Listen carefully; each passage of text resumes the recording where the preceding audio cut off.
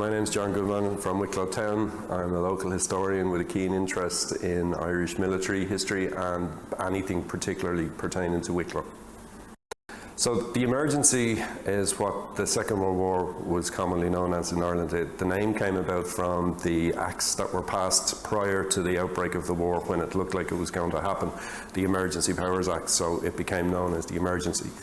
So Ireland, as part of these emergency powers, the whole premise was to stay neutral. We weren't going to take sides either way, even though we had to be very careful not to completely alienate England or Britain, who were our biggest trading partner. Before, in the 1930s, the Irish military was basically on its knees. That they were spending, the whole budget was 1.5 million a year, of which at times 10% of that wasn't even used. We were completely under-equipped. The big fear as well was that the Germans would try and invade here, and as part of their plans for Operation Sea Lion, which was their planned invasion of Britain, they had an Operation Green outlined where they had some plans to invade Ireland and then to be able to attack England through the back door, so to speak. But it was completely unfeasible, and depending on who you talk to, a lot of military historians would agree that it would have been very, very difficult for the Germans to invade the UK just across 20 miles of water, never mind to come all the way across the Channel and up the Irish Sea to invade Ireland. So yeah, that was the emergency as such. So we were neutral in name. A good story about there was a dogfight over Wicklow and Wexford in 1940 where a squadron of German planes tried to sneak up the Irish coast to then turn east and hit Liverpool, and they were intercepted by English fighters out of Wales, and the Germans turned over the Irish coast, and it was actually witnessed here in Wicklow and over North Wexford. But one of the English Hurricanes ran out of fuel chasing him. He chased him out over the coast, came back up over Waterford, thought he was in Wales and crash landed in Wexford, and that plane was subsequently repaired and was used then as the Irish Air Corps. They eventually had 12 English Hurricane fighters, but at that stage of the war they were completely outclassed, like they were obsolete, but that's all we had. And the view was that we had to protect ourselves from invasion. We weren't quite sure who. So once the threat came in the 1940s that Germany did seem to be a threat and we were going to have to defend ourselves, and even when the German Reich was at its most powerful after France and Belgium and Holland had fallen, and it looked like Britain might actually go, then there was a big increase, and by 1942 there was 100,000 men in the reserve, and we had 2 full army divisions.